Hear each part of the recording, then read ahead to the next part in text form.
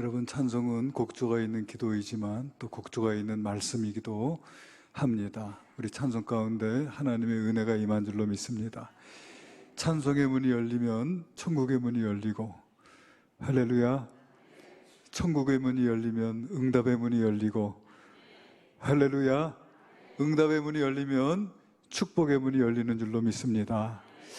오늘 귀한 찬양 은혜를 다 받았습니다. 이제 말씀 안 해도 될 것 같아요. 네, 오늘 말씀의 제목을 야곱의 이야기로 하려고 하다가 베델의 하나님 이렇게 했습니다. 여러분, 우리가 살아가다 보면 참으로 우리 인생의 광야를 만날 때가 있지요. 인생의 광야.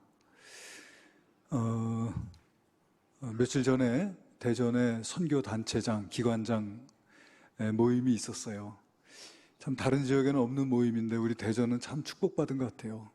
모든 선교 기관장들이 모여가지고 한 해의 사업을 설명하고 서로 조정하는 그런 귀한 시간이었는데, 생명의 전화 이사장님이 그런 말씀 하시더라고요. 여러분, 우리 한국에 오늘 자살하는 사람이 얼마나 되는지 아십니까? 하루에 자살로 죽는 사람이 얼마나 되는지 아십니까? 하루에 평균 34명이 자살합니다. 34분마다 한 명씩 자살을 해서 하루면은 34명이 자살한다래요.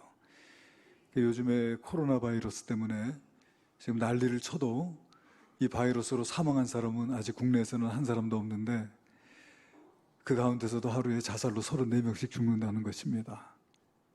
그런데 코로나 바이러스 때문에 그렇게 난리를 쳐도 34명씩 죽는 자살에 대해서는 모두 관심이 없다는 거예요. 만약에 우리가 코로나 바이러스로 하루에 34명이 죽는다면 아마 이 사회가 마비되지 않겠습니까? 그렇잖아요.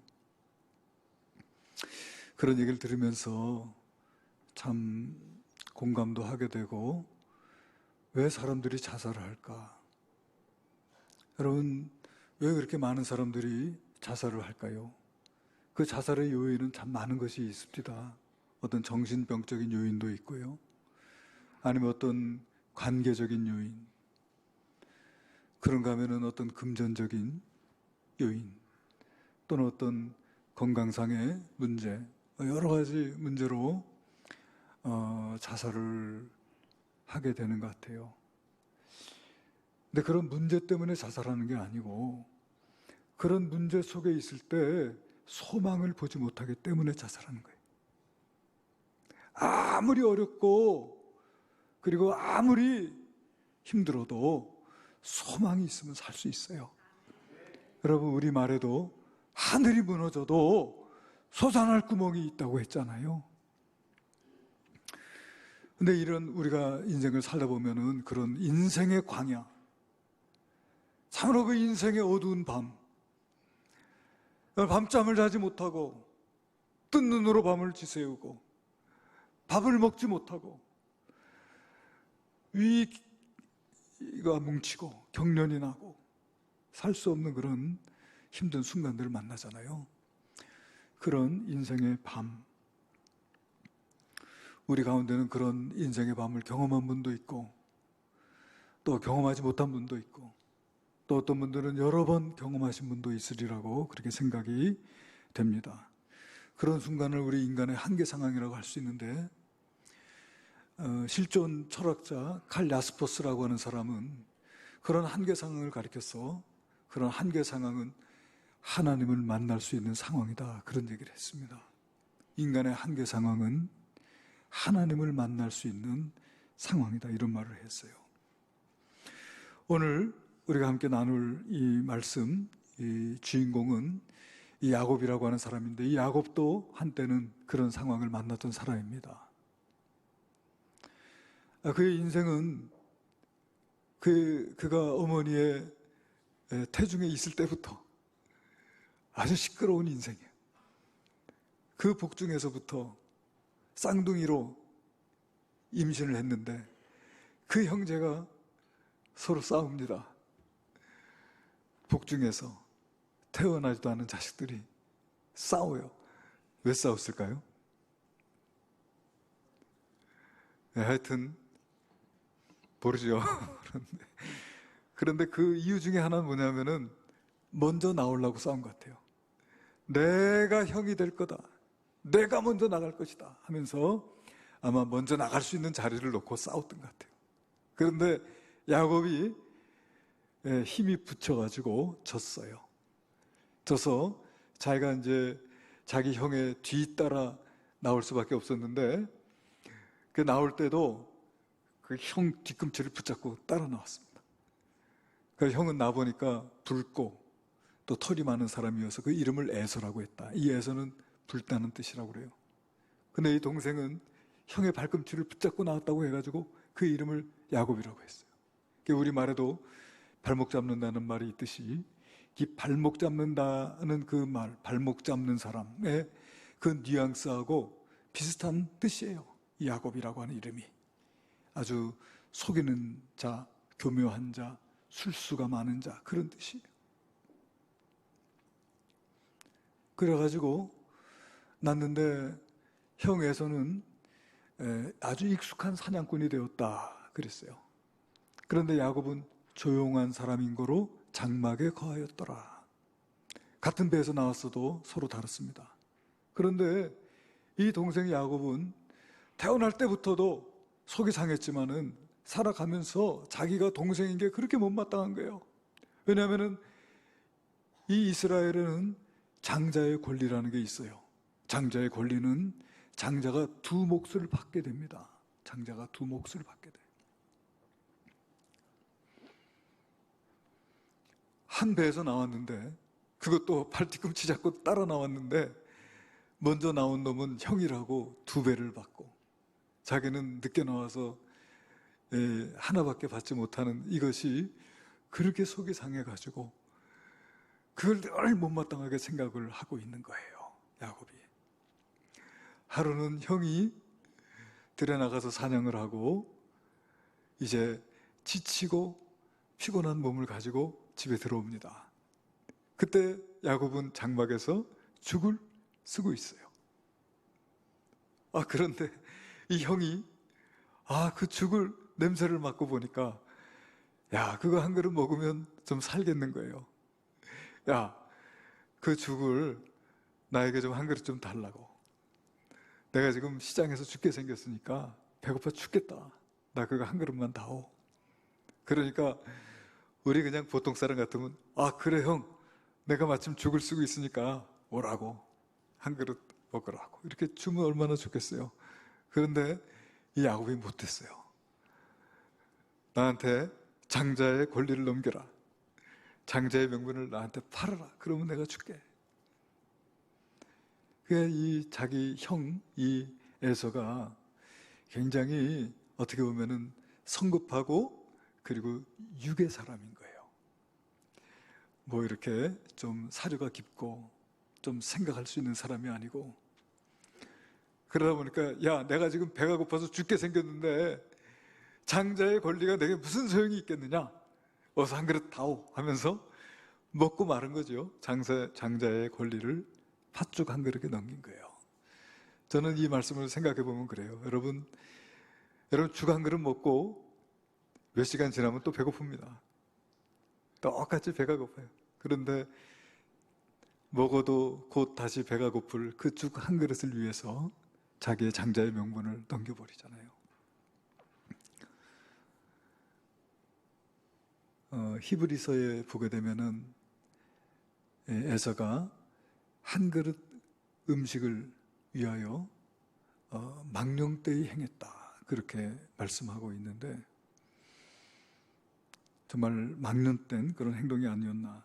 그렇게 해서 이제 장자의 명분이 야곱에게로 넘어가고 그 후에 아버지 이삭이 이제 나이 많아 늙었어요.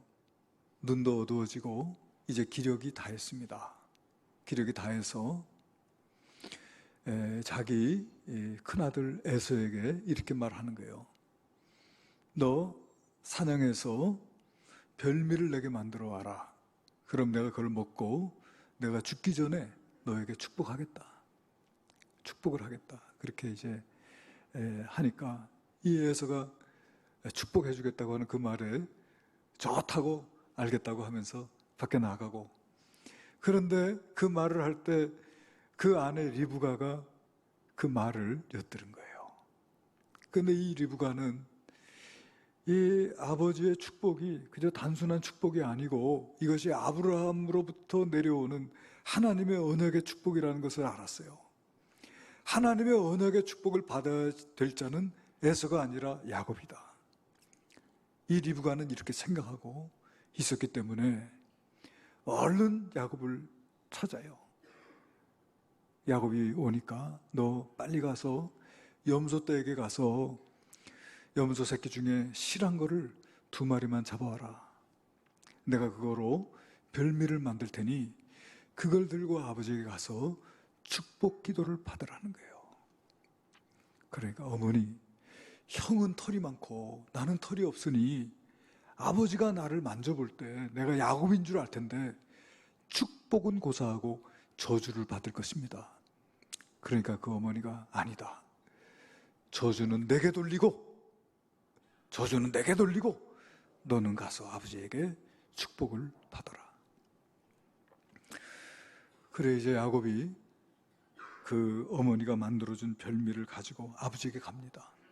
형의 옷을 입고, 형의 채취가 나는 형의 옷을 입고, 또 맨살이 드러나는 부분은 이제 염소 가죽을 갖다 붙여가지고 털이 있는 사람처럼 꾸몄어요. 그래 가니까 아버지, 이 별미를 드시고 나에게 축복해 주세요. 아버지가 네가 누구냐?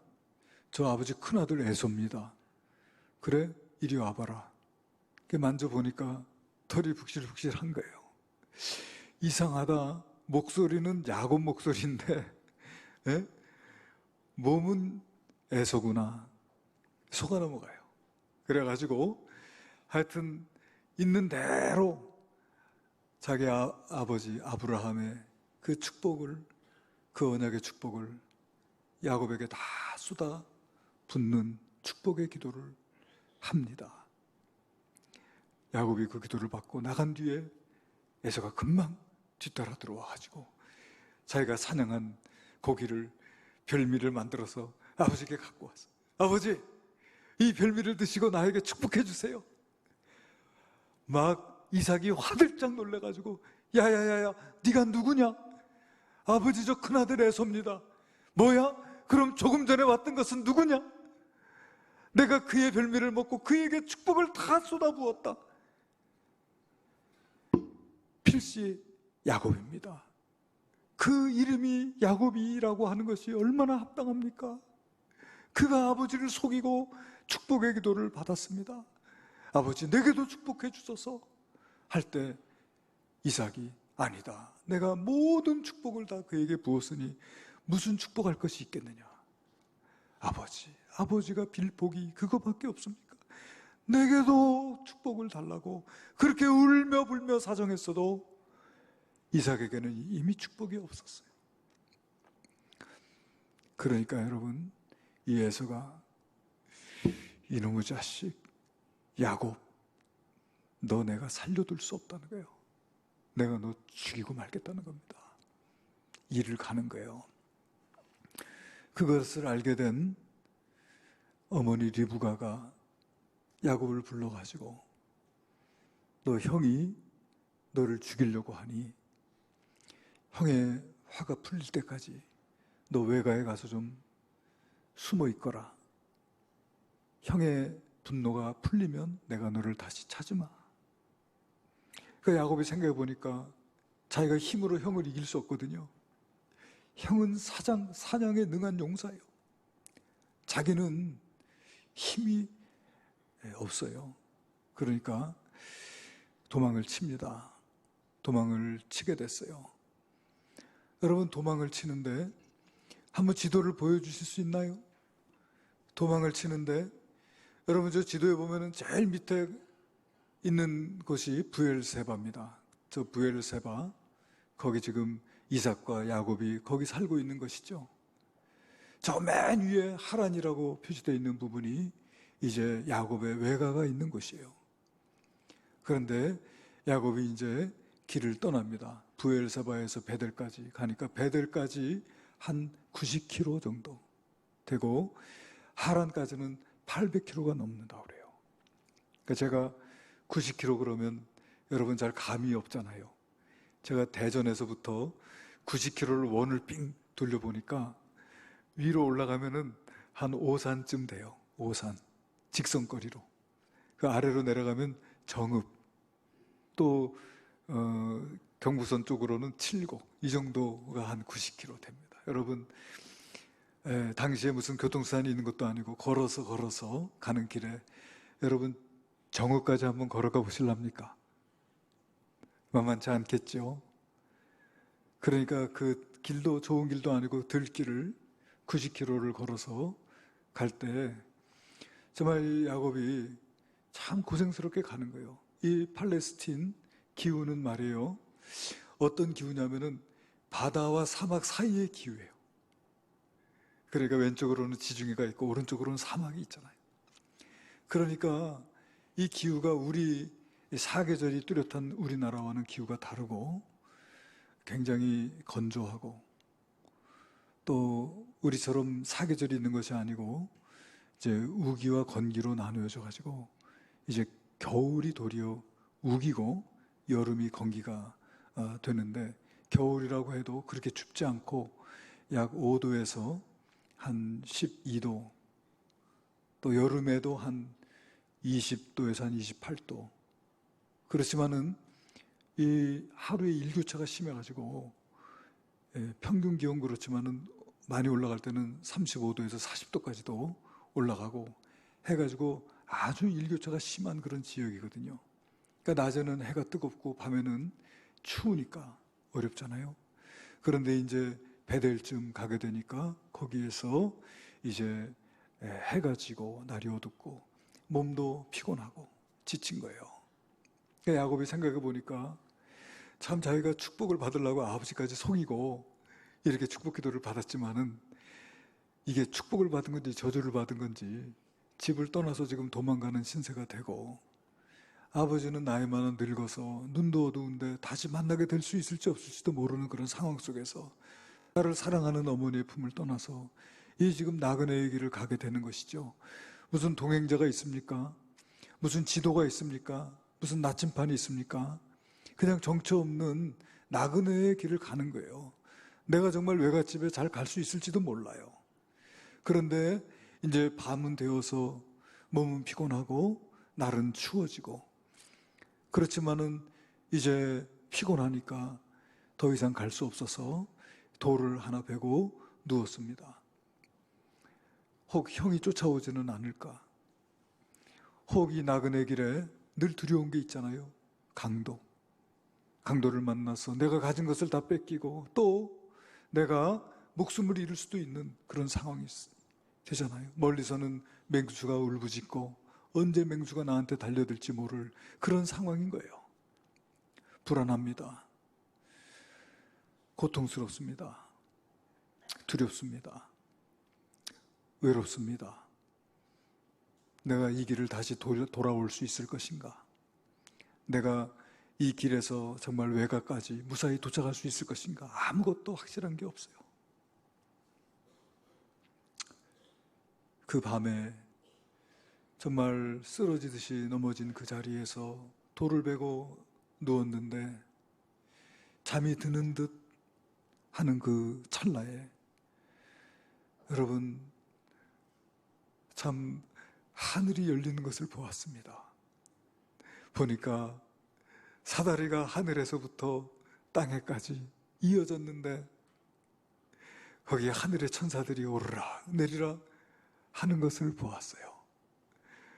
우리 오늘 예배 시작할 때 하나님의 임재 찬양했잖아요.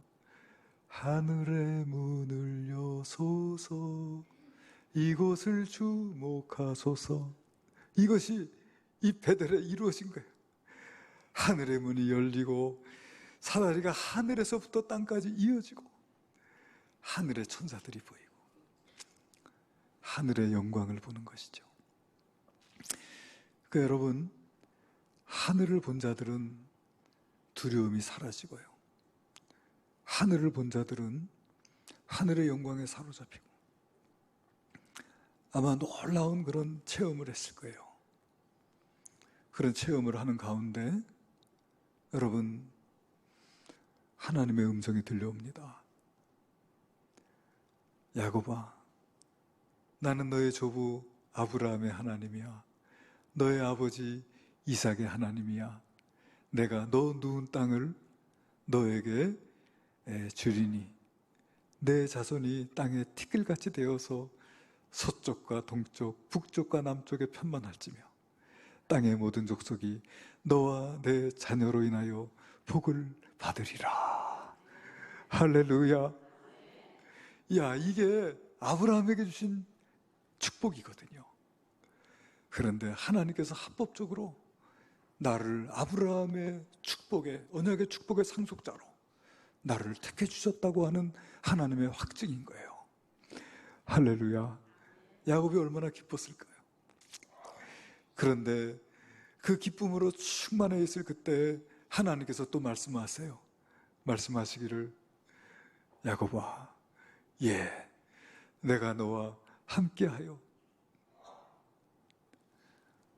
내가 어디로 가든지 너를 지키며 너를 이끌어 다시 이 땅으로 돌아오게 할지라. 내가 내게 허락한 것을 다 이루기까지 너를 떠나지 아니하리라. 할렐루야. 아마 야곱이 그냥 전율을 느꼈을 거예요. 아마 머리부터 발끝까지 그냥 전기가 쫙 통하는 이 두려움과 이 공포로 이 굳어졌던 몸과 마음이 녹아지고 하나님의 은혜로, 하나님의 빛으로 그 심령이 충만해지는 체험. 야곱이 자다가 아침에 일찍 일어나서 자기가 베고 누웠던 돌을 세워서 그 돌에 기름을 붓고, 아, 두렵도다. 하나님께서 과연 여기 계셨건을 내가 알지 못하였도다. 아, 이곳이요, 이곳은 하나님의 집이요 하늘의 문이로다 하면서 그곳을 베델이라 그렇게 불렀어요. 베델. 베델은 하나님의 집이다 그 뜻입니다. 원래 이름은 구스인데 야곱이 베델이라는 이름으로 그 이름하고 그곳에서 하나님께 서원해서 기도를 해요. 하나님 내게 말씀하신 대로 정말 나와 함께 하시고 나를 지켜주시고 나에게 먹을 떡과 입을 옷을 주시고 나로 평안히 아버지 집으로 돌아오게 해주신다면 이제는 하나님은 나의 하나님이 되실 것입니다. 이제는 할아버지의 하나님도 아버지의 하나님도 아니요, 이제 하나님은 나의 하나님, 내가 하나님을 섬기겠습니다. 그렇게 고백을 드리면서 내가 기둥으로 세운 이 돌은 하나님의 집이 될 것이요, 하나님께서 내게 주신 모든 것 가운데 10의 1을 내가 반드시 하나님께 드리겠습니다. 내가 가지는 모든 것이 하나님께서 허락하신 것이고 또 하나님께서 주신 것이며 나는 범사에 하나님을 인정하는 삶을 살겠습니다. 할렐루야. 그런 고백이 아니겠습니까? 그런 고백을 하면서 하나님께 말씀을 드렸어요. 여러분, 오늘 이 말씀에서 우리가 하나님은 어떤 분이십니까? 하나님은 찾아오시는 분이세요. 믿습니까? 그 두려움과 절망과 외로움과 고통의 자리, 아무것도 의지할 수 없는 그 자리, 그 자리에 찾아오셔서 야곱으로 하여금 꿈꾸게 하시고 그 꿈 가운데 야곱을 만나주시고 하나님의 언약의 말씀, 언약의 축복을 들려주시고 내가 너와 함께 있으리라, 내가 너를 인도하리라, 내가 너를 지켜주리라, 내가 너를 승리케 하리라, 할렐루야, 약속해 주시는 하나님이세요. 여러분, 지금 야곱이 하는 이 고백이 말이에요, 아, 이곳에 하나님이 계신데 내가 몰랐다, 이렇게 고백합니다. 이곳이 하나님의 집이고 하늘의 문이다. 그 말이 맞습니까?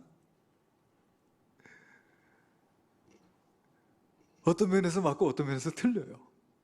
왜냐하면 하나님이 지금 베델에 살고 계십니까? 하나님의 집이 베델에 있습니까? 그 베델이 하늘의 문입니까?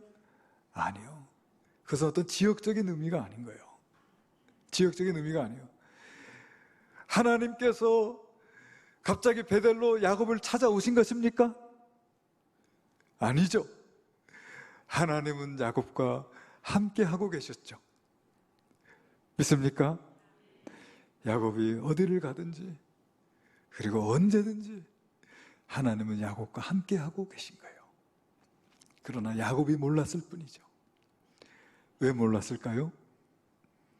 그 영혼이 둔하고 영안이 어두워서 하나님을 보지 못하죠. 여러분, 우리가 우리의 인생이 평안하고 우리의 인생이 형통하고 우리의 인생이 풍족하고 우리가 모든 것이 우리의 뜻대로 되고 우리에게 만족이 있고 우리 안에 부족함이 없을 때 여러분, 우리 영혼은 어두워지고 우리 영안이 어두워지게 되기가 쉬워요. 그러나 여러분, 우리의 모든 것이 우리를 안락하게 해주고 우리를 지켜주고 우리를 보호해주고 하던 이 모든 것들이 우리를 떠나갈 때, 내가 의지할 것이 없을 때, 내가 두렵고 불안하고 괴롭고 외롭고 힘든 그 순간에 우리의 영혼이 열리고 우리의 영안이 열리면 그때 여러분, 내 곁에 계신 하나님, 나와 함께 하고 계신 하나님을 우리가 발견하게 될 줄로 믿습니다. 네. 그래서 우리 인생의 광야, 우리의 인생의 한계 상황, 그것이 바로 하나님을 만나는 자리가 될 수 있다고 하는 것이죠. 여러분, 비가 아무리 많이 와도 아스팔트에는 물이 스며들 수가 없어요. 물은 계속해서 아스팔트 위를 흘러내리다가 더 낮은 곳을 향해서 흘러내리다가 아스팔트가 깨진 곳, 아스팔트가 갈라진 곳, 거기를 만나면 그 갈라진 틈으로 물이 스며들게 됩니다. 그렇습니다, 여러분. 우리의 심령이 강박하고 우리의 마음이 굳어지고 우리의 눈이 어두워져 있을 때, 그때는 우리가 하나님을 잘 느낄 수 없죠. 그러나 우리의 마음이 상하고 우리의 심령이 찢어지고 우리의 마음이 낮아질 때, 그때 여러분, 우리가 하나님을 찾고 하나님을 만나게 되는 순간이 될 수 있을 줄로 믿습니다. 그래서 여러분, 어려운 그 순간에 우리가 더욱더 하나님을 찾을 수 있는 자들이 돼야 돼요. 여러분, 왜 사람들이 자살합니까? 그 어려운 순간에 하나님을 보지 못하기 때문에 그래요. 그 어려운 순간에 희망을 보지 못하기 때문에 그래요. 여러분, 우리 예수님께서 우리에게 사다리가 되어주셔서 하늘과 땅을 이어주신 줄로 믿으시기를 바랍니다. 우리는 나 스스로를 구원할 능력이 없어요. 우리는 다 죽고 멸망할 수밖에 없는 자들이에요. 제가 오늘 2부 예배 때 제가 이제 5자를 띄워버리고 6자를 달았다고, 내가 이제 가만 보니까 얼마 못 살 것 같다고 했더니 우리 성도들이 되게 좋아하세요. 한 집사님이 나가시면서 5자를 띄셨느냐고 그랬다고 하니까 참 잘하셨다고. 그렇잖아요, 여러분. 나도 얼마 못 살겠구나, 이 생각이 드니까 참 속상합니다.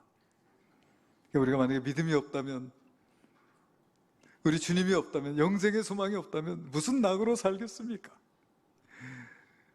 우리 주님께서 이 땅에 오셔서 우리가 갈 수 없는 하나님의 나라 사다리가 되어주시고 땅과 하늘을 이어주신 줄로 믿습니다.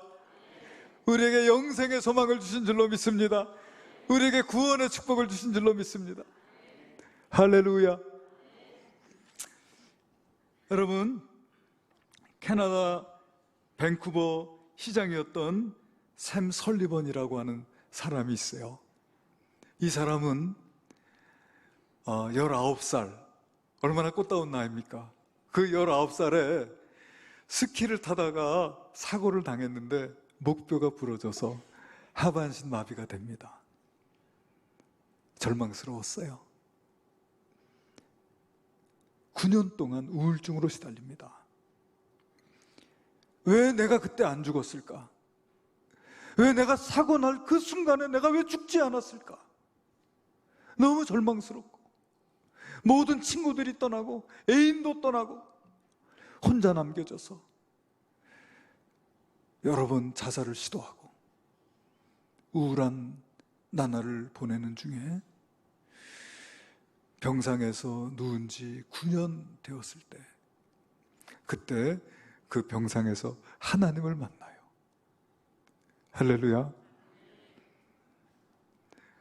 창조주 하나님, 창조주 하나님, 말씀으로 세상을 창조하신 창조주 하나님이 자기 심령 가운데 들어오는 체험을 하게 됩니다.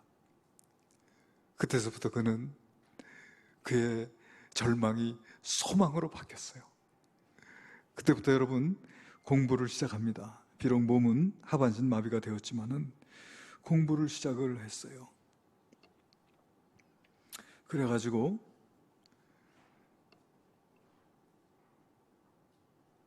대학에서 경영학을 전공하고 장애인 인권 관련 협회를 조직해서 장애인의 삶의 질을 높이는 일을 열심히 합니다.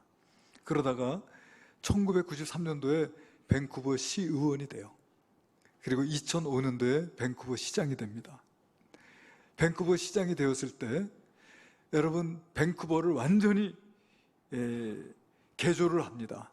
장애인들이 휠체어를 타고 버스에 오를 수 있도록, 장애인들이 휠체어를 타고 지하철을 탈 수 있도록, 그래 밴쿠버 전 지역을 장애인들이 마음껏 갈 수 있는 곳으로 그렇게 만들어서 지금 이 지구상에서 가장 장애인들이 편하게 다닐 수 있는 곳이 밴쿠버라고 그래요. 그리고 2010년도 동계 패럴림픽이 열렸을 때는 대사로 활동하면서 정말 직접 장애인들을 위해서 여러 가지 기구를 만들기도 하고 또 자기 자신도 그 기구를 이용하기도 하고 그랬어요. 그는 자기 인생의 길에서 장애라고 하는 인생의 광야를 만났습니다.